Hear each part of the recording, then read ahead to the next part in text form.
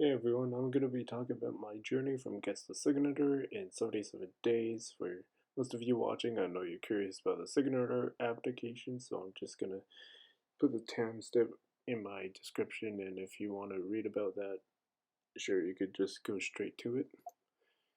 And then, yeah, so for qualified driver training, you're going to need 60 driving experience first, and then you're also going to need to stop at 60 stations, which is what XP is. So, in order for XP to count, you need to actually stop at the station and actually finish off your route. So, you really don't want to go off eating the buffer at the end.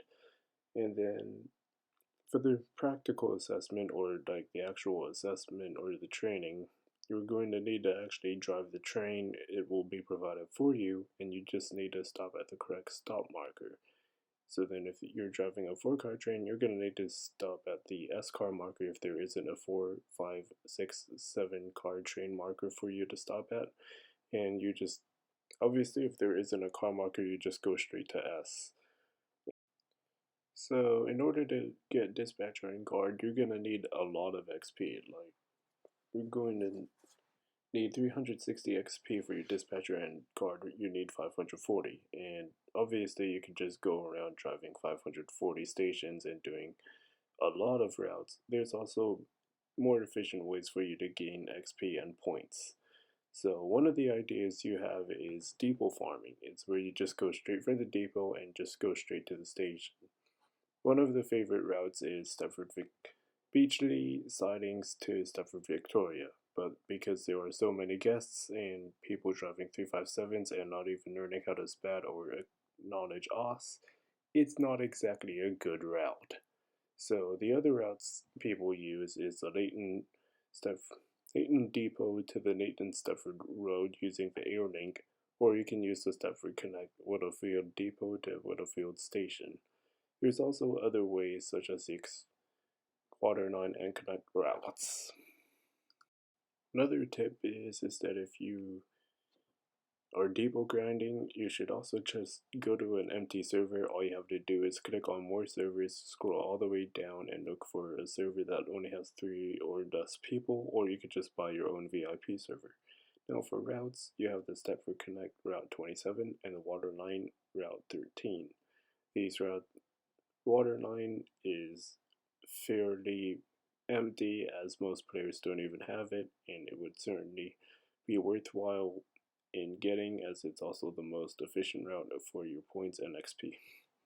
So for dispatchers, all you really need is 360 XP in order to take your dispatcher theory exam, and then all you have to really do here is that all you have to do is press TRTS, look if the off indicator is off, then we close the doors, we check the inner lights, and if they're off, then we finally dispatch the train and we stay on the platform until the train has finally left. So guarding is basically dispatching on the go. The only thing you really need to know is that you can open up your local door with E, you open up the passenger doors with T, you close the doors with Y, and then you whistle using Q, you show the torch using R if the dispatcher is there, and then, yeah. So for signaling application, this should be completely all done by your own. If you're caught trying to help someone or you're trying to give away answers, your application will be voided and you will be partially blacklisted. Signature applications only happen every once couple of months. So then there's like one basically every quarter. There's only 340 that get accepted, and all you really need to know is that like you need to have a good score and a scenario score in order to pass.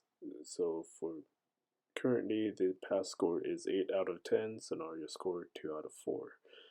And you should really know about the priorities, so then you should know why you should let a 9 head code train pass before a 3, and you should also know that some tracks can actually have trains simultaneously depart. So then up there at Stepford Central, you could have the express depart and the connect depart at the same time. Another thing you need to do in your app is to actually explain the reasons why. There's also been a lot of people who've been knocked down for not fully explaining the reasons why they would do such things, especially in their scenarios. And just honestly, continue, just give it your best shot, make it your own work, and you should have really nothing to worry about. So for Signature practical trainings, we actually get an unlimited amount of attempts, at least until before your practical deadline. So then if you have a deadline, it'll be announced in the Discord as for now. And then in this practical, you're going to learn about clouding signals, so you're going to learn why we have to turn a lot of these signals to red, especially during setup. So obviously here I'm having to go around and put a bunch of signals to red in their initial state so then trains don't collide with each other. And then another thing you should learn is keybind. So you would have 1 for danger and 3 for proceed, and then you're gonna have to keep doing that for all the signals that might collide throughout the zone.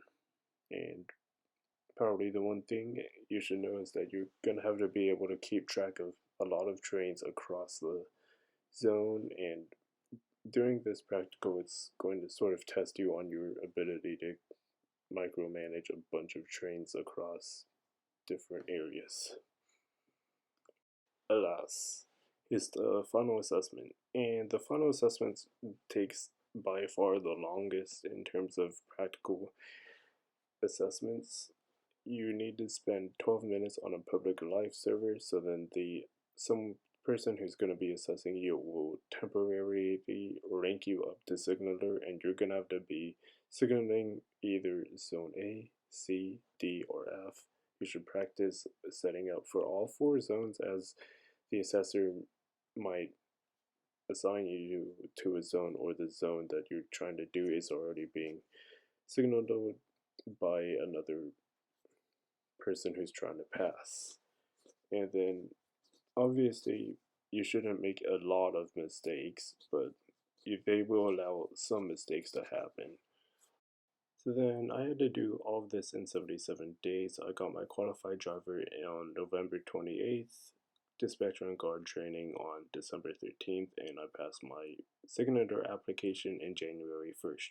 So obviously it was really very time crunched. Other people failed signature applications at least twice before they finally got in, but it's also sort of reflective of how much effort you want to put in, because this really truly signaling isn't really for everyone. There's a bunch of people who have to fail out of the final assessment, and actually for the final assessment you only get 3 tries, otherwise you're kicked out of the program and you need to reapply again. And after you get von signature assigned, you actually finally are able to drive in the practical demos for signature practicals, and you can actually have a lot of fun signaling during shifts. And anyways, that's my 10 cents on this topic and my journey. Let me know about any other questions you have in the comments. Please like and subscribe. Have a good day.